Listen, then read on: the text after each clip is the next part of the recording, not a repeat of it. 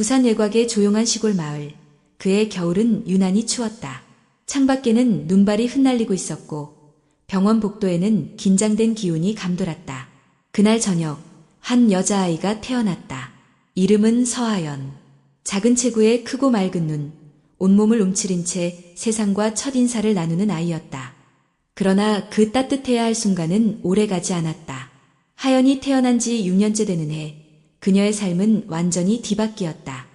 그날은 음력설 전날이었다. 온 가족이 모이기로 한 날, 아버지 서진수는 늦게까지 일한 뒤 술을 마신 채 운전대를 잡았다. 뒷좌석에는 하연과 어머니가 타고 있었다. 눈이 내리던 그 길 위에서 차는 미끄러지듯이 전봇대에 부딪혔다. 사고는 순식간에 일어났다. 하연은 가까스로 목숨을 건졌지만 성대와 후두에 심각한 손상을 입었다. 병원에서 의사들은 조심스럽게 말했다. 다시는 말을 못할 가능성이 큽니다. 완전한 언어 회복은 어려울 겁니다. 어머니는 충격에 빠졌고 아버지는 입을 다문 채 병실을 서성였다. 그날 이후 하연의 세상은 소리를 잃었다. 그녀는 말을 할 수 없었고 울음도 내지 못했다. 가끔 감정을 표현하려 해도 그것은 허공에서 사라지는 듯한 침묵에 몸짓일 뿐이었다. 어머니는 점점 말이 없어졌고 결국 어느 날 집을 떠났다. 조금만 있다가 돌아올게 라는 말을 남기고 그녀는 돌아오지 않았다. 그 후 하연은 아버지와 단둘이 살게 되었다. 아버지는 직장을 그만두고 이따금 막노동을 하며 술에 의존했다. 그는 하연을 마주보지 않았고 하연 역시 점점 더 조용해졌다. 둘 사이에는 말뿐 아니라 감정조차 흐르지 않았다. 학교에서도 상황은 달라지지 않았다. 친구들은 처음엔 그녀를 궁금해했지만 곧 이상하게 여겼고 멀리했다. 쟤 왜 말 안 해? 무섭지 않아? 장애야? 하연은 대답할 수 없었다. 그래서 더 침묵했다. 그녀는 수업이 끝나면 도서관 한쪽 구석에서 책을 읽거나 빈 교실에 혼자 남았다. 그녀는 말 대신 세상을 관찰하는 법을 배웠다. 사람들의 표정, 손짓, 걸음걸이, 눈빛. 그녀는 아주 민감하게 받아들였다. 그러나 누구도 그녀의 마음을 묻지 않았다. 어느 날 비가 오던 오후 하연은 우연히 학교 구강 건물의 문을 열게 되었다. 오래되어 쓰지 않는 음악실이었다. 먼지 쌓인 책장, 벗겨진 벽지, 그리고 그 한가운데 오래된 피아노가 있었다. 몇 개의 건반은 부서져 있었고 페달도 삐걱거렸다. 아무도 그 피아노를 사용하지 않는 듯했다. 그녀는 조심스레 다가갔다. 손끝으로 건반 하나를 눌렀다. 낮고 탁한 하나가 방 안에 울렸다. 피아노는 숨을 쉬는 것 같았다. 마치 하연에게 말을 거는 듯했다. 그녀는 피아노 앞에 앉았다. 그날 이후 매일 밤과 후 하연은 그 음악실에 몰래 들어가 피아노를 만졌다. 악보도 선생님도 없이 오직 기억과 귀에 의존해 음을 따라했다. 그녀는 소리를 만들 수 없었지만 음을 들을 수는 있었다. 그것이 그녀의 언어가 되었다. 처음엔 단순한 멜로디였다. 어린이 동요, 광고음악, 텔레비전 드라마의 배경음악. 그녀는 그것들을 반복해서 연습했다. 건반이 부서진 피아노는 가끔 원하는 음을 내주지 않았지만 그녀는 포기하지 않았다. 오히려 그 결함마저도 그녀만의 리듬으로 바꾸었다. 하연은 곧 학교의 조용한 전설이 되었다. 누구도 그녀가 피아노를 치는 걸 본 적은 없지만 오래된 음악실에서 은은히 퍼져나오는 피아노 소리를 들은 사람은 있었다. 마치 유령이 치는 것 같다고 학생들은 수군댔다. 하지만 하연에게 그 방은 유일한 피난처였다. 그곳에서만큼은 아무도 그녀에게 말을 강요하지 않았고 그녀는 온전히 자기 자신일 수 있었다. 그해 겨울 눈이 내리던 어느 날 그녀는 처음으로 작곡을 시도했다. 짧은 멜로디. 하지만 그 안엔 세상이 담겨 있었다. 말을 할 수 없었던 지난 시간, 그리움, 외로움, 그리고 작지만 끈질긴 희망. 피아노는 그녀의 목소리였다. 하연은 자신도 모르게 눈물을 흘렸다. 그것은 무음의 울음이었다. 그러나 그녀는 확신했다. 언젠가는 이 소리가 누군가의 마음에 닿을 수 있으리라고. 그해 봄, 학교에는 변화의 바람이 불었다. 구관에 방치된 음악실이 리모델링 대상에 올랐다. 교장과 행정실은 오래된 시설들을 정비하기로 결정하고 그 안에 포함된 음악실도 철거가 논의되었다. 학생들 대부분은 관심이 없었다. 아무도 그 방을 사용하지 않았으니까. 하지만 하연에게 그것은 단순한 공간이 아니었다. 그곳은 그녀의 목소리이자 유일한 언어였다. 어느 날 평소처럼 학교가 끝나자 하연은 조심스럽게 음악실로 향했다. 그런데 문 앞에는 공사 안내문이 붙어 있었다. 내일부터 내부 정비 공사 진행. 출입 금지. 그녀는 멍하니 그 종이를 바라봤다. 손끝이 떨렸다. 피아노. 그녀의 피아노는 어떻게 되는 걸까? 그 낡고 부서진 건반들은 누구보다 그녀의 이야기를 잘 알고 있었다. 세상 누구도 듣지 못했던 그녀의 속마음을 그 피아노만은 들었다. 그날 밤 그녀는 처음으로 아버지에게 손편지를 썼다. 단어는 짧고 어설펐지만 감정은 담겨 있었다. 아빠, 학교에서 피아노 방이 사라질 것 같아요. 나 거기서 연습했어요. 아무도 모르게. 피아노가 나의 말이에요. 그냥 버리면 안 돼요. 나 말할 수 없지만 들려주고 싶어요. 아버지는 편지를 읽고도 아무 말 없이 담배만 피웠다. 하지만 그날 이후 그는 처음으로 딸의 눈을 마주했다. 짧은 침묵 속에서 무언가 흔들리는 듯한 기운이 감돌았다. 다음 날 철거가 시작되기 전 하연은 마지막으로 음악실에 들어갔다. 방은 여전히 어둡고 차가웠지만 피아노는 그대로였다. 그녀는 조용히 자리에 앉아 부서진 건반 위에 손을 올렸다. 건반이 꺼진 자리를 건너뛰며 그녀는 자신이 만든 곡을 다시 연주했다. 그 곡은 짧고 단순했지만 하연의 모든 감정이 담겨 있었다. 그것은 인사이자 작별, 동시에 약속이었다. 언젠가는 이 곡을 누군가에게 들려주겠다는. 며칠 후 새학기가 시작되면서 학교에 새로운 선생님이 부임했다. 음악교사 이준희. 그녀는 젊고 단정한 인상이었지만 한쪽 귀에 작은 보청기를 끼고 있었다. 학생들은 처음엔 수근거렸다. 쌤 귀가 안 들린대. 진짜 음악 선생이면서? 이상하네. 하연은 그런 반응에 놀라지 않았다. 세상은 늘 다름을 낯설어했고 사람들은 그것을 불편해했다. 하지만 준희 선생님은 흔들림이 없었다. 수업 시간마다 진심을 다했고 학생 한 명 한 명의 감정을 읽어내듯 배려했다. 그녀는 청각의 절반을 잃었지만 그만큼 더 깊이 사람들의 눈과 표정을 읽을 줄 알았다. 하연은 수업 시간에도 늘 조용했다. 말이 없는 학생, 음성 없는 존재. 하지만 준희는 그런 하연을 유심히 관찰했다. 수업 후 그녀는 하연에게 조심스레 다가갔다. 서하연 학생, 혹시 피아노 좋아해요? 하연은 놀란 듯 눈을 동그랗게 떴다. 말 대신 고개를 천천히 끄덕였다. 전에 구관 음악실에서 들었어요. 누가 부서진 피아노로 연습하는 걸. 그게 혹시 하연 학생이었나요? 하연은 망설이다가 가방에서 조심스럽게 낡은 악보 한 장을 꺼냈다. 손글씨로 적힌 멜로디. 준희는 그것을 보고 살짝 미소 지었다. 이건 내가 만든 거야. 하연은 눈을 피하며 고개를 끄덕였다. 들려줄 수 있어요? 하연은 놀랐다. 그 누구도 자신에게 그런 부탁을 한 적 없었다. 세상은 언제나 그녀가 침묵하기를 원했지 들려주기를 바라진 않았다. 하지만 이 선생님은 달랐다. 그날 방과 후 준희 선생님은 학교 구석에 새로 마련된 작은 연습실로 하연을 데려갔다. 거기엔 새 피아노가 있었다. 하연은 처음엔 망설였지만 이내 용기를 내어 자리에 앉았다. 그녀는 조심스럽게 건반을 눌렀다. 처음엔 떨렸지만 곧 손끝에 감각이 돌아왔다. 그녀의 곡, 조용한 목소리는 그렇게 다시 태어났다. 연주가 끝나자 준희는 아무 말 없이 박수를 쳤다. 조용하고 따뜻한 박수. 하연은 가슴속 어딘가가 먹먹해짐을 느꼈다. 아름다워. 하연 학생의 음악은 말보다 더 많은 걸 말해줘요. 그 말은 하연이 살아오면서 처음 들어보는 진심이었다. 그녀는 말할 수 없었지만 그날 처음으로 누군가가 그녀를 들었다고 느꼈다. 그날 이후 준희 선생님과 하연은 매주 만나 함께 곡을 연습했다. 때로는 작곡에 도전하기도 했고 음악 이론도 배웠다. 말은 없었지만 둘 사이에는 어떤 공감이 흐르고 있었다. 둘 다 완전하지 않았기에 더 깊이 이해할 수 있었던 것이다. 한 달 뒤 부산 지역 학생 예술제 공지가 떴다.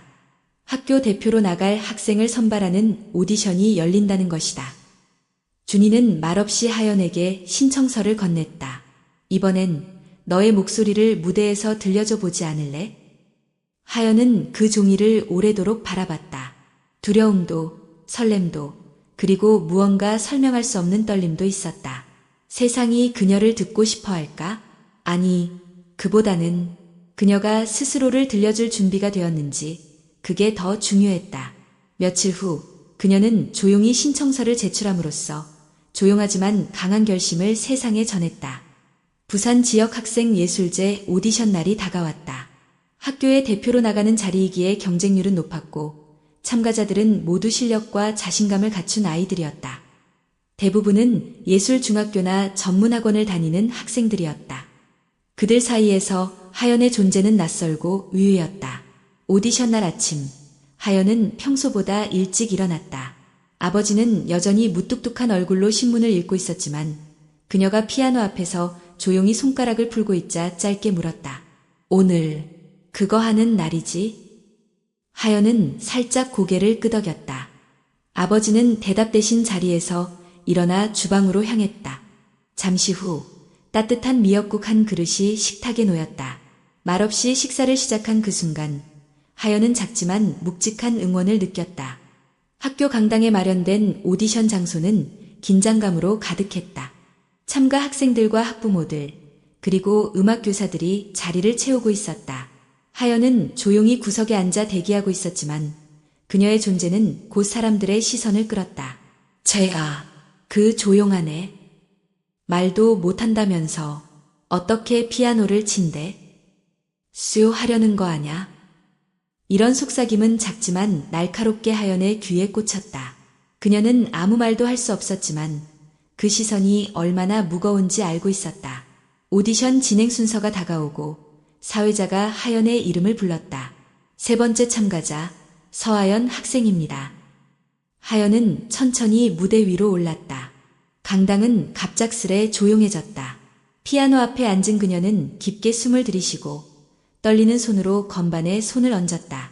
공명은 말 없는 목소리. 그녀가 직접 작곡한 곡이었다. 이 곡에는 사고 이후 말을 잃고 외로움 속에서 살아온 자신만의 이야기가 담겨 있었다. 첫 음이 울리자 강당은 조용해졌다. 누구도 웃지 않았고 누구도 핸드폰을 만지지 않았다. 그녀의 손끝에서 나오는 선율은 단순하면서도 깊었고 마치 말을 대신하듯 감정을 전하고 있었다. 하지만 중반쯤 연주를 이어가던 중 강당 뒤쪽에서 작게 웃음소리가 터졌다. 건반 틀렸네. 그래도 말 못하니까 뭐라고 못하지. 하연의 손이 멈칫했다. 심장이 두근거리고 손끝이 떨렸다. 그러나 그녀는 곧 눈을 감고 깊게 숨을 들이쉬었다. 그리고 다시 연주를 이어갔다. 마지막 음이 울릴 때까지 그녀는 흔들리지 않았다. 연주가 끝나자 몇 초간 정적이 흘렀다. 누군가 조심스럽게 박수를 쳤고 이어서 다른 이들도 따라 박수를 보냈다. 그것은 격렬하지 않았지만 분명 진심이 담긴 박수였다. 하연은 고개를 숙이고 무대에서 내려왔다. 무대 뒤에서는 이준희 선생님이 기다리고 있었다. 선생님은 아무 말 없이 그녀의 손을 꼭 잡아주었다. 그 한 번의 손짓에 하연은 눈물이 핑 돌았다. 며칠 후 오디션 결과가 발표되었다.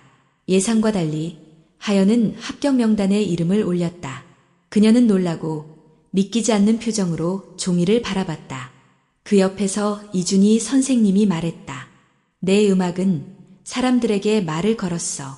그게 가장 중요해. 하지만 기쁨도 잠시. 하연의 합격 소식이 학교 게시판과 지역 커뮤니티에 오르자 익명의 악플들이 퍼지기 시작했다. 그냥 동정표 받은 거 아냐? 말 못해도 특별 취급받네. 저런 애가 무대에 서면 우리가 뭐가 돼? 그 말들은 다시금 하연의 마음을 짓눌렀다. 그녀는 아무리 피아노로 말을 걸어도 세상은 여전히 정상이라는 틀에서 벗어난 존재를 거부하고 있었다. 이준희 선생님은 그런 하연에게 따뜻하게 말했다. 세상은 쉽게 바뀌지 않아. 하지만 그 속에서 너는 너의 언어로 꾸준히 말해야 해. 언젠가는 들을 준비가 된 사람도 생기니까. 그 말은 하연에게 위로이자 다짐이 되었다. 다음 주 예술제 본선 무대가 열릴 예정이다. 그날은 그녀가 다시 한번 세상 앞에 서는 날이다. 그리고 이번엔 단순히 연주하는 것을 넘어 세상에 자신의 존재를 다시 한번 말없이 외치는 날이 될 것이다. 하연은 밤마다 연습실에 남아 피아노를 연주했다. 건반 하나하나에 감정을 실으며 틀리지 않기 위해서가 아니라 진심을 담기 위해 손끝을 다듬었다. 이제 그녀는 알고 있었다. 음악은 완벽함이 아니라 진심이란 걸. 그리고 그녀의 진심은 말보다 더 크게 울릴 준비가 되어 있었다. 예술제 본선까지 남은 시간은 단 2주. 하연은 학교 수업이 끝나면 바로 연습실로 향했다. 그곳은 이제 그녀의 두 번째 집과도 같았다. 피아노 앞에 앉으면 하루 동안 마음속에 쌓인 말들이 하나씩 건반 위로 흘러나왔다. 이준희 선생님은 매일 하연을 지켜보며 조언을 아끼지 않았다. 그녀는 단순한 연주 실력을 넘어 하연이 어떻게 관객과 감정을 나눌 수 있을지를 알려주었다. 하연아, 사람들은 완벽한 연주를 기억하지 않아. 하지만 감정을 느낀 순간은 절대 잊지 못해.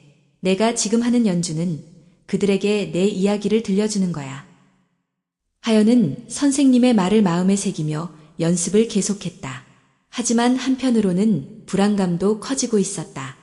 본선 무대는 지역 방송을 통해 생중계될 예정이었고 여러 유명 학교의 학생들이 참여하는 대형 행사였다. 그녀처럼 말하지 못하는 학생이 그런 무대에 선다는 건 여전히 논란의 중심이었다. 그날도 연습이 끝난 늦은 저녁, 하연은 연습실 창문을 바라보며 손가락을 천천히 풀고 있었다.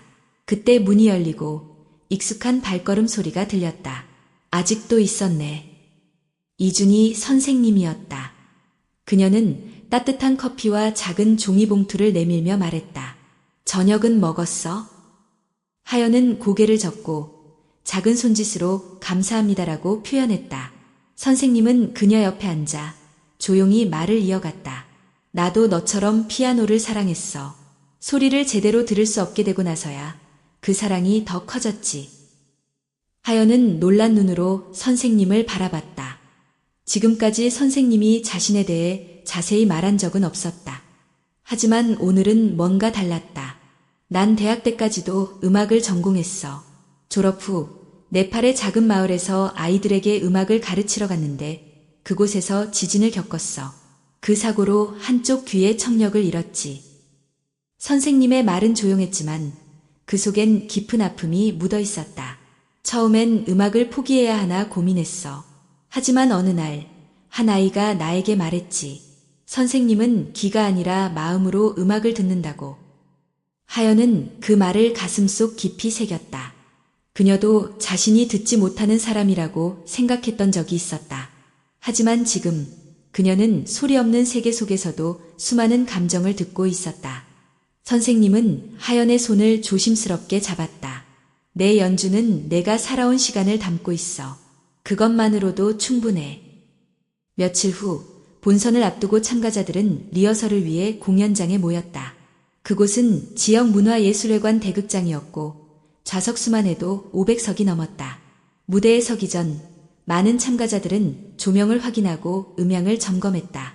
하연도 무대에 올라 피아노를 확인했다. 그녀는 주변을 둘러보며 무대의 넓이와 조명의 위치, 피아노의 질감을 손끝으로 느꼈다. 이 공간은 그녀에게 낯설었지만 동시에 어떤 설렘을 안겨주었다. 리허설이 끝난 뒤 대기실로 향하던 길, 몇 명의 참가자들이 그녀를 향해 다가왔다. 너, 하연이지? 피아노 치는 그 학생. 하연은 조심스럽게 고개를 끄덕였다. 우리 솔직히 말해도 돼? 너랑 경쟁하는 거 좀 불공평한 것 같아. 하연은 당황한 듯 그들을 바라보았다. 우린 말도 하고 소개도 해야 하는데 넌 그냥 치기만 하잖아. 사람들은 널 불쌍하게 생각할 테고 그게 점수에 영향을 줄 수도 있잖아.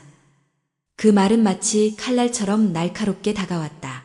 하연은 아무 말도 할 수 없었다. 아니, 할 수 없었다기보다는 그녀는 원래 말하지 않는 사람이었으니까. 그들은 그런 하연을 두고 어깨를 으쓱하며 자리를 떠났다. 그날 밤 하연은 오랜만에 잠을 이루지 못했다. 자신이 정말 불공평한 경쟁 속에 있는 걸까? 자신이 말하지 못한다는 사실이 누군가에겐 특권처럼 보이는 걸까?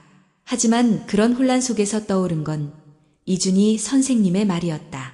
음악은 불공평한 세상을 잠시 멈추게 해. 하연은 다시 일어나 피아노 앞에 앉았다. 그녀의 손끝에서 다시 말없는 목소리가 흐르기 시작했다. 이번엔 조금 달랐다.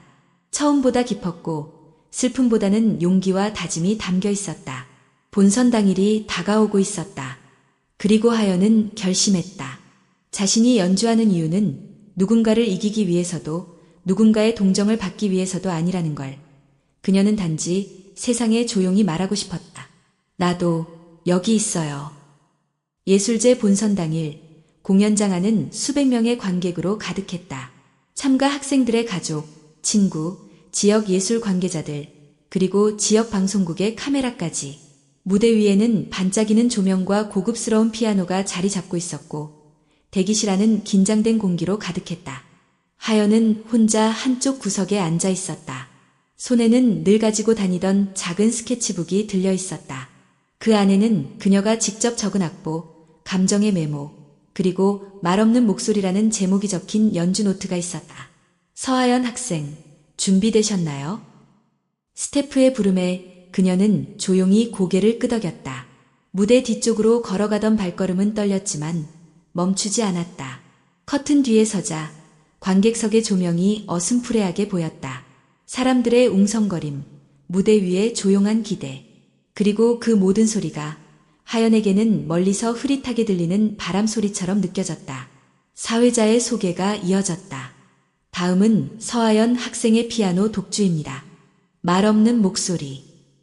이 곡은 서하연 학생이 직접 작곡한 곡으로 그녀의 이야기를 음악으로 들려준다고 합니다. 소개가 끝나고 무대의 조명이 밝아지며 하연이 천천히 등장했다. 그녀는 고개를 숙여 인사한 뒤 피아노 앞에 앉았다. 객석은 순식간에 조용해졌다. 피아노 앞에 앉자 손끝이 차가웠다.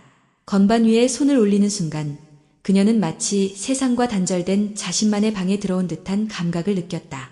조명이 눈부셨지만 그녀는 눈을 감았다. 그리고 첫 음이 시작됐다. 낮고 잔잔한 멜로디, 마치 어두운 새벽에 내리는 빗방울처럼 조용하지만 강하게 울려 퍼졌다. 관객석은 숨을 죽인 채 그녀의 연주를 들었다. 그녀의 연주는 완벽하지 않았다. 때때로 조금 느리고 때때로 멜로디가 흔들렸다. 하지만 그 안에는 감정이 살아있었다. 외로움, 두려움, 상처, 그리고 희망. 그 모든 것이 그녀의 손끝에서 노래하고 있었다. 연주 중반, 그녀는 오른손 멜로디를 잠시 멈추고 왼손으로 반복적인 코드 진행을 이어갔다. 그 리듬은 마치 심장 박동 같았고 관객들은 점점 그 흐름에 빠져들었다. 어떤 사람은 눈을 감았고 어떤 이는 눈시울을 붉혔다. 마지막 부분에 다다르자 그녀는 건반을 누르기 전 짧게 숨을 들이쉬었다. 그리고 천천히 아주 조심스럽게 마지막 음을 눌렀다. 그 소리는 아주 작았지만 공연장 전체에 울렸다.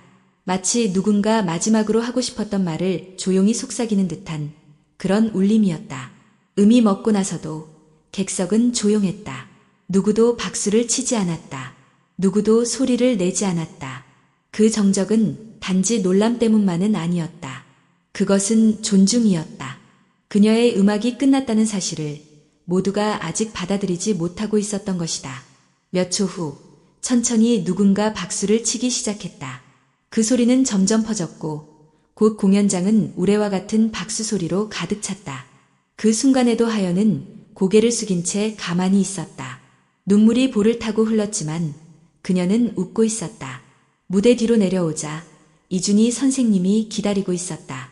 선생님은 아무 말 없이 하연을 꼭 안아주었다. 잘했어. 정말 잘했어. 하연은 고개를 끄덕이며 선생님의 어깨에 조용히 기대었다. 처음으로 무대 위에서 자신을 보여줬다는 사실이 믿기지 않았다. 말하지 못해도 전하고 싶은 마음은 전할 수 있다는 걸 그녀는 오늘 깨달았다. 공연이 끝나고 무대 밖에서는 예상하지 못했던 반응이 쏟아졌다. SNS에는 서하연의 연주에 울었다. 말없는 목소리가 내 마음에 닿았다는 글들이 퍼졌고 지역 뉴스에서는 그녀의 무대를 다뤘다. 그러나 모든 반응이 긍정적인 것만은 아니었다. 일부 커뮤니티에서는 또 다른 시선들이 존재했다. 장애를 내세워 감동을 유도하는 건 보기 불편하다. 피아노 실력보다 스토리로 먹고 들어가는 건 공정하지 않다. 실력으로만 보면 다른 학생이 더 나았는데. 그런 글들은 하연을 향한 따뜻한 시선을 가르듯 섞여 있었다. 하연은 그런 글들을 보지 않았다. 아니, 일부러 보지 않으려 했다. 하지만 소문은 언제나 당사자보다 빠르게 다가오는 법이다. 며칠 후 학교에 출근한 이준희 선생님은 교무실에서 다른 선생님들의 대화를 들었다. 하연 학생이 이번에 상 받을까 봐 걱정이네. 기특하긴 한데 다른 학생들 입장에서는 형평성 논란 있을 수 있어. 이준희는 조용히 커피잔을 내려놓았다. 그리고 곧장 연습실로 향했다. 그곳에서 피아노를 조용히 닦고 있던 하연은 선생님의 발소리에 고개를 들었다. 하연아, 너는 너의 무대를 해냈어. 세상이 어떻게 반응하든 그 무대는 오직 내 것이야. 하연은 고개를 숙였다. 하지만 이내 그녀는 다시 피아노 앞에 앉았다. 이번엔 새로운 악보를 꺼내 들고 있었다. 이준희는 물었다. 이건 뭐야? 하연은 펜으로 악보 상단에 조심스레 글씨를 적었다. 새로운 곡이에요. 제목은 너의 소리를 믿어예요. 그녀는 이제 자신만의 길을 가고 있었다. 외롭고 조용하고 때로는 차가운 길일지라도 그 길 위에서 그녀는 점점 더 단단해지고 있었다. 그리고 언젠가는 그녀의 음악이 단지 특별한 이야기로 소비되는 것이 아니라 하나의 진짜 음악으로 인정받게 될 거라는 것을 그녀는 믿고 있었다. 예술제 이후 서하연이라는 이름은 천천히 사람들의 입에 오르내리기 시작했다. 지역 뉴스는 그녀의 연주를 말없는 울림이라 소개했고 방송사들은 장애를 이겨낸 감동의 무대라는 자극적인 제목으로 인터뷰를 요청했다. 하연의 이름은 SNS에서 빠르게 퍼졌고 인터넷 커뮤니티에서는 그녀의 이야기와 연주 영상이 공유되며 수많은 댓글이 달렸다. 진짜 감동이었다. 음악이 이렇게 사람을 울릴 수 있다니. 저런 아이야말로 진짜 예술가지. 하연 학생의 곡, 음원으로 나왔으면 좋겠다. 하지만 찬사만 있는 것은 아니었다. 그와 동시에 그녀를 향한 차가운 시선도 점차 고개를 들었다. 왜 장애인을 무대 위로 올려 감동파리를 하는 거야? 피아노 실력은 평범한데 동정심으로 띄워주는 느낌. 이런 식이면 우리 아이들은 뭐가 되냐? 하연은 SNS를 하지 않았지만 인터넷을 쓰는 친구들, 선생님, 심지어 교장까지 이 상황에 대해 언급하기 시작했다. 학교 측은 갑작스러운 관심에 혼란스러워했고 일부 학부모들은 특별 취급은 형평성에 어긋난다며 항의했다. 그런 분위기는 하연에게 말로 하지 않아도 전달되었다. 그녀는 평소보다 더 조용해졌고 연습실에 더 오래 머물렀다. 피아노만이 자신을 판단하지 않고 들어주는 유일한 존재처럼 느껴졌다. 어느 날 하연은 학교 앞에서 낯익은 사람을 보았다. 반쯤 구겨진 작업복에 술기운이 느껴지는 눈빛. 바로 그녀의 아버지였다. 그는 벽에 기대어 서 있었다. 하연을 보자마자 한 손을 들어 보였지만 눈빛은 어딘가 피곤하고 당황스러웠다. 하연은 멈춰섰다. 발걸음은 떨렸고 심장은 가슴 안에서 요동쳤다. 아버지가 먼저 입을 열었다. 하연아, 내 연주 봤다. 그 말에 하연의 눈이 조금 흔들렸다. 아버지는 손으로 머리를 헝클이며 말을 이었다. 뉴스에도 나오고 다들 난리더라. 내가 그렇게 될 줄은 몰랐어. 말의 끝은 칭찬처럼 들리지 않았다. 오히려 어색하고 불편한 침묵이 두 사람 사이를 가득 채웠다. 하연은 아무 말 없이 고개를 숙였다. 그녀는 말할 수 없었다. 그리고 무엇보다 어떤 말을 해야 할지조차 몰랐다. 아버지는 한참을 망설이다가 말했다. 근데 있잖아. 사람들이 내가 널 어떻게 키웠는지 묻더라. 너한테 무슨 일이 있었는지도. 그 말엔 은근한 불안과 원망이 섞여 있었다. 하연은 그제야 깨달았다. 아버지는 자신의 과거가 드러날까 두려워하고 있었다. 사람들은 하연의 연주에 감동하면서도 동시에 그녀의 가족사에 관심을 가졌고 그것은 아버지에게 위협처럼 느껴졌다. 내가 다 잘한 건 아니지. 근데 너도 이제 그만하면 됐다. 더 이상 나서지 마라. 그 말은 마치 칼날처럼 하연의 가슴을 찔렀다. 아버지는 그녀가 살아온 침묵의 시간을 이해하지 못했고 이해할 생각조차 없어 보였다. 그는 단지 자신의 체면을 걱정하고 있었다. 하연은 가방에서 메모장을 꺼내 짧게 적었다. 이건 나의 이야기예요. 아빠의 이야기가 아니라요. 아버지는 그 글을 읽고 잠시 멍하니 섰다가 인상을 찌푸리며 돌아섰다. 그래, 마음대로 해. 어차피 내가 뭘 해도 난 상관없다. 그는 그렇게 등을 돌리고 걸어갔다. 하연은 그 자리에 가만히 서서 등 뒤로 사라져가는 아버지의 뒷모습을 오래도록 바라보았다. 눈물은 흐르지 않았다. 그녀는 이미 너무 많은 것을 혼자 견뎌냈기에 이제 울고 싶지 않았다. 그날 밤 하연은 다시 피아노 앞에 앉았다. 이번엔 평소 연습하던 말없는 목소리가 아니라 새로운 곡을 연주하기 시작했다. 그 곡은 아버지에 대한 기억으로 가득했다. 따뜻했던 순간도, 차가웠던 순간도, 무서웠던 밤도, 그리고 오늘의 그 침묵까지도. 그녀는 건반 하나하나에 감정을 실었다. 분노도, 실망도, 사랑도 아닌 오직 이해하고 싶다는 마음. 며칠 후 그녀는 이준희 선생님에게 새 악보를 건넸다. 제목은 당신을 이해하려 했던 시간. 선생님은 악보를 넘기며 조용히 말했다. 이 곡은 너 자신에게 주는 위로 같아. 하연은 고개를 끄덕였다. 그리고 동시에 너의 아버지에게 보내는 편지이기도 해. 그 말에 하연은 잠시 멈췄다가 작은 미소를 지었다. 그녀는 이제 알고 있었다. 진짜 음악은 누군가를 설득하기 위한 것이 아니라 진심을 꺼내 보여주는 용기라는 것을. 무대 위의 환호도, 인터넷의 박수도, 혹은 비난도, 그 어떤 것도 그녀의 가치를 결정할 수는 없었다. 그녀는 단지 자신만의 속도로 자신의 목소리 없는 진심을 세상에 계속 들려주고 있을 뿐이었다. 예술제 이후 몇 주가 지나자 서하연은 단지 지역 행사 참가자가 아닌 전국적인 화제의 인물로 떠올랐다. 방송국, 잡지사, 광고 기획사에서 인터뷰 요청이 쏟아졌고 여러 방송 프로그램에서는 말없는 피아니스트, 음악으로 말하는 소녀라는 타이틀로 그녀를 소개하고 싶다고 제안해왔다.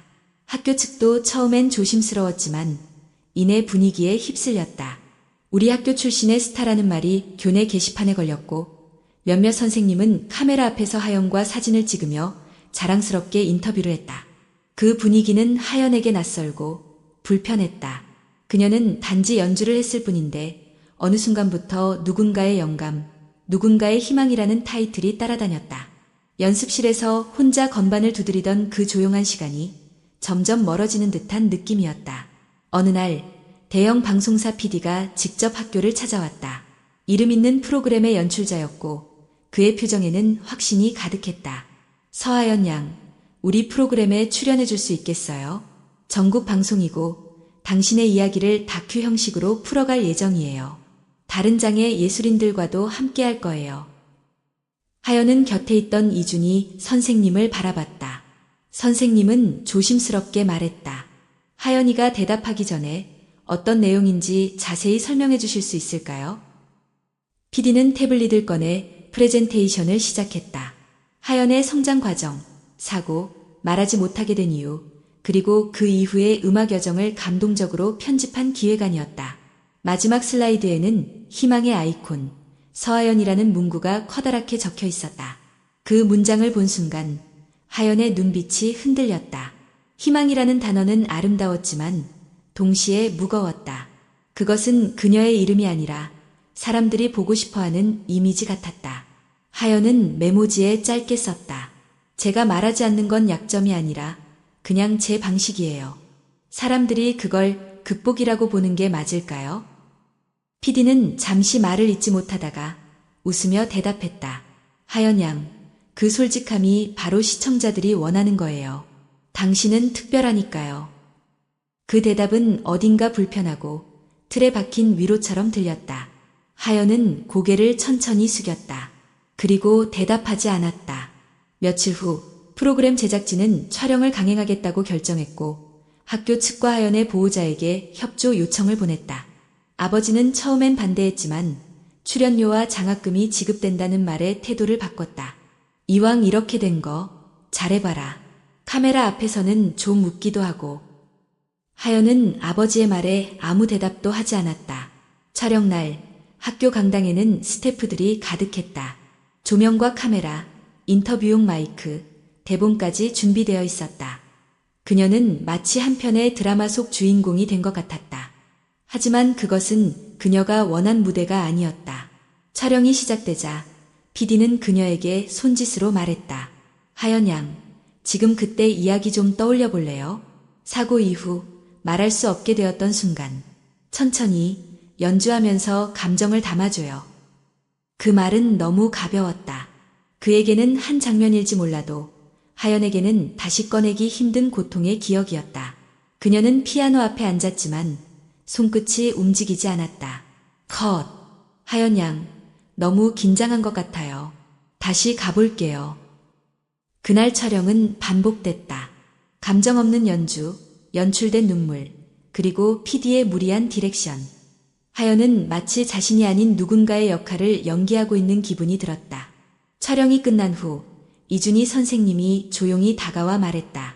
하연아, 괜찮니? 하연은 고개를 숙이고 주먹을 꼭 쥔 채 작게 끄덕였다. 하지만 그 눈빛엔 말로 다할 수 없는 피로와 혼란이 담겨 있었다. 그날 밤 그녀는 연습실에서 혼자 피아노 앞에 앉았다. 조명이 꺼진 공간, 아무도 없는 방 안. 그녀는 처음으로 피아노에 손을 대지 않았다. 건반은 그대로 있었지만 소리가 들리지 않았다. 아니, 들리고 싶지 않았다. 그녀는 자신에게 질문했다. 나는 왜 피아노를 쳤지? 답은 분명했다. 말하지 못했던 감정을 전하고 싶었고 누구보다도 진심으로 음악을 사랑했기 때문이었다. 하지만 지금은 모든 것이 어지러웠다. 그녀는 한 번도 누군가의 상징이 되고 싶지 않았다. 단지 조용히 이야기하고 싶었을 뿐이었다. 며칠 후 PD가 전화를 걸어왔다. 하연 양, 마지막 클로징 인터뷰만 남았어요. 장애는 한계가 아니다라는 멘트를 자막에 넣을 건데 그걸 배경으로 당신이 연주하면 좋을 것 같아요. 하연은 메모장을 펴지 않았다. 아무것도 적지 않았다. 그냥 전화를 끊었다. 다음 날 그녀는 학교에 나가지 않았다. 연습실도 비어 있었다. 이준희 선생님은 연습실 피아노 위에 놓여있는 편지 한 장을 발견했다. 선생님, 저 잠시 음악에서 멀어지고 싶어요. 다시 왜 시작했는지 기억하고 싶어서요. 그게 제 진짜 목소리였는지 확신이 없어요. 그녀는 카메라가 꺼진 세상에서 다시 조용히 스스로의 목소리를 찾기 위해 사라졌다. 서하연은 도시를 떠나 작은 바닷가 마을로 향했다. 방송 출연도, 인터뷰도 모두 거절한 뒤 조용히 사라진 그녀의 행방을 아는 사람은 이준희 선생님뿐이었다. 그녀는 아무런 계획도 없이 오직 피아노에서 떨어지고 싶다는 생각 하나로 가방을 쌌다. 마을은 조용하고 사람들은 낯선 이를 지나치며 인사하곤 했다. 작은 게스트하우스에서 방 하나를 빌린 하연은 하루하루를 이름 없이 살기 시작했다. 아침에는 바닷가를 걷고 낮에는 근처 카페에서 아르바이트를 하며 손님들에게 따뜻한 커피를 내줬다. 저녁이면 방에 돌아와 노트를 꺼내 글을 쓰거나 창밖의 파도 소리를 들으며 스르륵 잠에 들었다. 그녀는 그 삶이 낯설면서도 편안했다. 누구도 그녀를 알아보지 않았고 아무도 그녀에게 희망의 아이콘이 되어달라고 요구하지 않았다. 처음으로 그녀는 자신이 무언가가 되지 않아도 되는 하루를 살고 있었다. 그러던 어느 날 카페에 특별한 손님이 찾아왔다. 말이 서툰 초등학생 남자아이. 이름은 지훈이었다.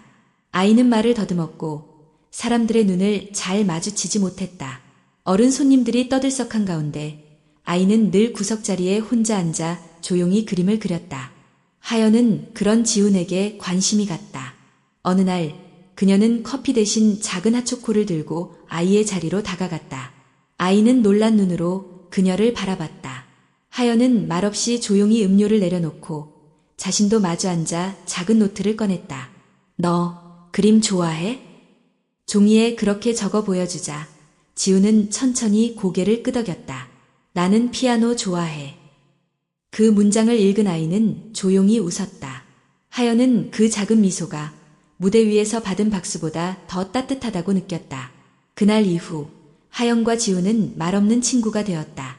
둘은 말 대신 종이와 연필, 음악과 그림으로 대화했다. 하연은 지훈에게 악보를 그려 보여주고 지훈은 그 곡을 들으며 자신만의 풍경을 그렸다. 그리고 어느 날 카페 사장은 카페 안에 오래된 전자 키보드를 들여놓았다. 마을에서 피아노를 배워보고 싶다는 아이들이 있다는 이유였다. 키보드는 낡았지만 건반은 멀쩡했고 소리는 생각보다 따뜻했다. 지훈은 키보드를 발견하자 하연을 바라봤다. 말은 없었지만 그 눈빛은 쳐달라는 말보다 더 강했다. 하연은 조용히 자리에 앉아 오랜만에 건반 위에 손을 올렸다. 몇 개의 화음을 조심스럽게 올리며 그녀는 마치 오래된 친구를 다시 만난 듯한 기분이 들었다. 그 소리는 크지 않았지만 카페 안은 잠시 정적에 잠겼고 손님들은 커피잔을 들고 조용히 귀를 기울였다. 하연은 말없는 목소리를 다시 연주했다. 예전에 그 무대와는 달랐다. 조명도, 관객도, 카메라도 없었지만 이곳에서의 연주는 더 진실했다. 지훈은 하연 옆에서 천천히 그림을 그렸고 그것은 하연에게 있어 세상에서 가장 아름다운 협연이었다. 연주가 끝나자 카페 안에서 조용히 박수가 퍼졌다. 하연은 고개를 숙이며 살짝 웃었다. 그 순간 그녀는 처음 피아노를 시작했을 때의 마음을 다시 떠올렸다. 누군가에게 보여주기 위해서가 아닌 단지 누군가의 마음에 닿고 싶어서 시작한 음악이었다. 며칠 후 지훈의 어머니가 하연에게 다가왔다. 그녀는 조심스레 말했다. 지훈이가 학교에서 처음으로 손을 들고 발표했대요. 아이가 자신을 표현할 수 있다는 걸 처음으로 느꼈다고 해요. 정말 감사합니다. 하연은 대답 대신 고개를 숙이며 손을 흔들었다. 말하지 않아도 전해지는 감정이 있었다. 그리고 그날 밤 하연은 다시 노트를 펴고 곡을 쓰기 시작했다. 제목은 다 들리지 않아도. 그것은 지훈에게 바치는 곡이자 그녀 스스로에게 보내는 메시지였다. 소리를 내지 않아도 목소리를 잃었다고 해도 마음은 여전히 연결될 수 있다는 믿음. 그녀는 깨달았다. 음악은 거창한 무대에서만 존재하는 것이 아니었다. 가장 조용한 곳에서, 가장 작은 이야기들 속에서 진짜 음악이 태어난다는 걸. 바다 마을에서의 시간이 길어질수록 그녀는 점점 단단해지고 있었다. 그리고 어느 날 이준희 선생님으로부터 한 통의 편지가 도착했다. 선생님은 그녀에게 말했다. 하연아, 너를 보고 많은 학생들이 음악을 시작했어. 누군가는 장애가 아니라 다름으로 음악을 받아들이기 시작했고 누군가는 내 음악을 듣고 인생을 바꿨다고 해. 이제 너의 목소리는 내 손을 떠나서 퍼지고 있어. 편지를 읽은 하연은 조용히 피아노 앞에 앉았다. 그리고 천천히 한음, 한음, 새로운 곡을 연주했다. 조용하지만 단단한 선율이었다. 그녀는 무대에 돌아갈지 아니면 이 작은 마을에 머물지 알 수 없었다. 하지만 분명한 건 이제 그녀의 음악은 더 이상 자신만의 이야기가 아니라 다른 누군가의 희망이자 시작이 되고 있다는 사실이었다. 서하연이 바닷가 마을에서 조용히 살아간 지 어느덧 6개월. 그녀는 여전히 카페에서 일하고 아이들과 음악을 나누며 살고 있었다. SNS도 방송도 인터뷰도 없는 삶이었지만 매일의 작은 소통 속에서 그녀는 조금씩 치유되고 있었다. 그러던 어느 날 서울에서 한 통의 편지가 도착했다.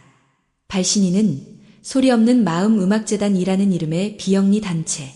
편지는 정중하고 간결했다. 서하연 선생님. 저희는 청각장애 아동과 발달장애 청소년들을 위한 음악 프로젝트를 준비 중입니다. 선생님의 음악과 삶이 저희에게 큰 영감을 주었고 함께 무대에 서주실 수 있을지 여쭙고자 합니다.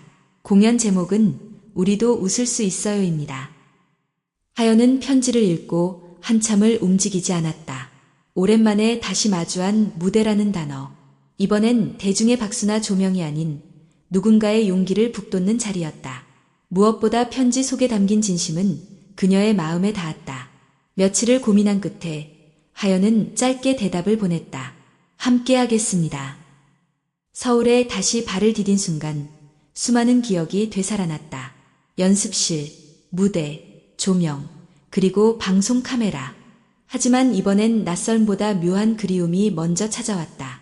재단에서 마련한 연습실엔 10명의 아이들이 기다리고 있었다. 대부분은 청각이나 발달에 어려움이 있는 아이들이었고 몇몇은 언어장애로 인해 하연처럼 말을 하지 못했다.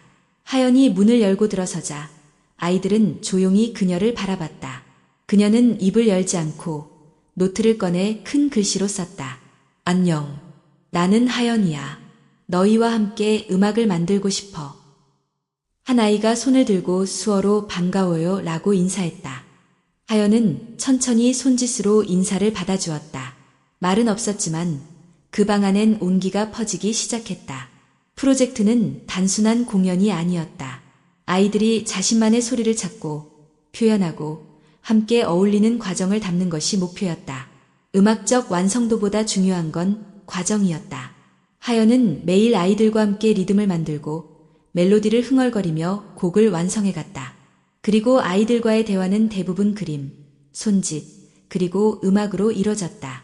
한 아이는 드럼 위에 손을 올리고 리듬을 맞췄고 또 다른 아이는 피아노 앞에서 단 2음만 반복했다. 하지만 그 단순한 반복은 그 아이에게는 세상을 향한 첫 표현이었다. 하연은 그걸 누구보다 잘 이해했다. 자신도 처음엔 단 하나의 화음으로 세상과 대화했기 때문이었다. 공연 전날 아이들과 마지막 리허설을 마치고 나오는 길에 재단 관계자가 다가왔다. 하연 선생님, 내일 무대에 방송사에서 촬영을 온다고 하더라고요. 혹시 인터뷰 가능할까요? 하연은 잠시 멈췄다가 고개를 저었다. 그리고 노트를 꺼내 적었다. 이번 무대는 아이들의 무대예요. 저는 그저 함께할 뿐이에요. 관계자는 그녀의 선택을 존중하며 고개를 끄덕였다. 공연 당일 소극장은 가득 찼다. 아이들의 부모, 친구들, 교사, 그리고 일반 관객들까지. 무대는 화려하지 않았지만 악기들이 줄지어 놓여 있었고 가운데엔 하연의 피아노가 자리 잡고 있었다. 공연은 아이들의 소개 영상으로 시작되었다. 자신을 표현하는 짧은 영상, 그림, 손글씨. 영상이 끝나고 조명이 켜지자 아이들이 무대 위로 천천히 걸어 나왔다. 하연은 그들의 뒤를 따랐다. 첫 곡은 우리의 첫 인사. 리듬악기와 박수, 발구르기로 이뤄진 곡이었다. 관객석에선 아이들의 리듬에 맞춰 함께 손뼉을 쳤고 공연장은 금세 하나의 울림으로 가득 찼다. 두 번째 곡은 하루의 색깔. 각자 좋아하는 색을 표현한 멜로디와 간단한 코드의 조합이었다. 아이들은 자신만의 색을 건반과 북, 바이올린으로 표현했다. 하연은 피아노로 그 사이를 부드럽게 연결하며 반주했다. 마지막 곡은 우리도 웃을 수 있어요. 하연이 아이들과 함께 만든 곡이자 공연의 핵심이었다. 곡이 시작되자 아이들의 얼굴에는 어느새 긴장 대신 미소가 번져 있었다. 무대 위에서 아이들은 완벽하지 않았지만 누구보다 자신 있었다. 하연은 피아노로 마지막 멜로디를 시작하며 조용히 아이들을 바라봤다. 그들은 더 이상 치료 대상도 특별한 아이도 아니었다. 그들은 단지 음악을 사랑하고 표현하는 사람이었다. 곡이 끝나자 공연장은 조용해졌다. 누군가는 조용히 울었고 누군가는 아이들의 이름을 부르며 박수를 보냈다. 하연은 무대 위에서 아이들과 손을 잡고 고개를 숙였다. 그 순간 그녀는 알 수 있었다. 자신이 왜 다시 이곳에 돌아왔는지, 이 음악을 그토록 놓지 못했는지. 그녀의 음악은 이제 혼자의 것이 아니었다. 그것은 함께 만들어지고 함께 나누는 것이 되었다. 그리고 그 안엔 말하지 않아도 전해지는 수많은 마음들이 있었다. 그날 밤 하연은 노트에 이렇게 적었다. 나는 여전히 말할 수 없지만 나의 음악은 누군가의 웃음이 되었고 누군가의 시작이 되었다. 그리고 그것이면 충분하다. 몇 년이 흘렀다. 서하연은 이제 더 이상 특별한 주목을 받지 않았다. 그녀는 방송도, 광고도, 인터뷰도 거절하며 자신의 속도로 음악을 이어가고 있었다. 하지만 그녀가 사라진 것은 아니었다. 오히려 그녀의 음악은 더 많은 이들의 마음속에서 살아 움직이고 있었다. 하연은 서울 외곽의 작은 음악교실을 운영하고 있었다. 간판은 없었고 인터넷에도 정보는 없었다. 다만 누군가의 입소문으로 아이들이 찾아왔고 그중엔 말을 하지 못하는 아이도 소리를 듣지 못하는 아이도 마음의 상처로 말을 잃은 아이들도 있었다. 그녀는 모든 아이들을 말없이 맞이했다. 인사를 강요하지 않았고 악보를 먼저 보여주지도 않았다. 그저 피아노 앞에 앉아 간단한 음을 눌러 보여줄 뿐이었다. 그러면 아이들은 하나둘 따라 하기 시작했고 음악은 천천히 그들의 언어가 되어갔다. 어느 날 오후 하연은 한 학생의 부모로부터 편지를 받았다. 그 아이는 자폐 성향이 있었고 처음 왔을 땐 눈조차 마주치지 못했던 아이였다. 그러나 1년이 지난 지금 그 아이는 집에서 동생에게 자작곡을 연주해주고 있었다. 편지의 마지막 문장은 이렇게 적혀 있었다. 선생님은 말하지 않았지만 누구보다 많은 걸 우리 아이에게 말해주셨습니다. 고맙습니다. 하연은 그 편지를 읽고 한참을 움직이지 못했다. 그녀는 자신이 누군가에게 그렇게 깊이 닿을 수 있으리라고 생각해 본 적이 없었다. 그리고 그날 밤 조용한 음악교실에서 오래간만에 스스로를 위한 곡을 연주했다. 그 곡은 소리 없는 빛이라는 제목으로 시작되었다. 피아노의 낮은 음으로 시작한 선율은 점점 높아지며 따뜻한 화음으로 번져나갔다. 그것은 찬란하지 않았지만 단단했고 조용했지만 확실한 울림이었다. 그것은 그녀가 지난 시간 동안 마주한 수많은 사람들의 이야기였고 그들이 품은 작지만 강한 빛이었다. 며칠 후 하연은 특별한 초대를 받았다. 한 대학교에서 주최하는 청소년 예술 치유 포럼의 마지막 연사로 초대받은 것이었다. 주제는 예술이 말할 수 없는 것을 어떻게 말하는가였다. 처음엔 거절하려 했다. 무대는 여전히 낯설었고 그녀는 여전히 침묵을 선택하는 사람이었다. 하지만 포럼 주최자가 마지막에 덧붙인 말이 마음을 움직였다. 당신의 연주는 그 자체로 하나의 연설입니다. 그 말은 오래전 이준희 선생님이 했던 말과 같았다. 감정은 말보다 깊이 전해진다고 했던 그 목소리. 하연은 결국 연단에 서기로 결정했다. 행사 당일 강당은 학생들과 교사, 예술가들로 가득 찼다. 조명이 켜지고 서하연의 이름이 불렸다. 그녀는 무대 위로 조용히 걸어나갔다. 단정한 셔츠와 치마, 손엔 늘 그렇듯 작은 노트 한 권이 들려 있었다. 연설 대신 그녀는 피아노 앞에 앉았다. 그리고 천천히 소리 없는 빛을 연주하기 시작했다. 그 곡에는 대단한 기교도 화려한 변화도 없었다. 하지만 그것은 그녀의 삶 전체를 꾹꾹 눌러 담은 음악이었다. 외로웠던 시간, 침묵 속에서 피어난 용기, 다시 음악으로 이어진 손끝의 대화, 그리고 누군가의 삶을 바꾼 작지만 확실한 순간들까지. 연주가 끝나자 강당 안은 정적에 잠겼다. 말이 필요 없는 울림이 있었다. 그리고 그녀는 노트를 펼쳐 마지막 문장을 사람들에게 보여주었다. 예술은 말하지 않아도 마음이 닿을 수 있다는 것을 증명합니다. 저는 그 증명을 여러분과 함께 해왔습니다. 그날 이후 그녀의 이야기는 조용히 다시 퍼져나갔다. 이번에는 기사도 방송도 없이 단지 한 사람의 진심이 또 다른 사람의 마음에 닿으며 이어진 것이었다. 그녀는 다시 음악교실로 돌아갔고 이전처럼 매일 아이들과 피아노 앞에 앉았다. 음악은 여전히 조용했지만 그 안엔 수많은 이야기와 감정이 흐르고 있었다. 어느 날 하나의 연주의 초대장이 도착했다. 이번엔 제자가 보내온 것이었다. 선생님 덕분에 음악을 시작했어요. 이번엔 제가 무대에 설 차례예요. 라는 짧은 글이 적혀 있었다. 하연은 조용히 그 초대장을 바라보다가 책상 위에 적힌 자신의 옛 메모 한 구절을 떠올렸다. 언젠가는 내가 만든 소리가 누군가의 시작이 될 수 있기를. 그리고 이제 그녀는 확신할 수 있었다.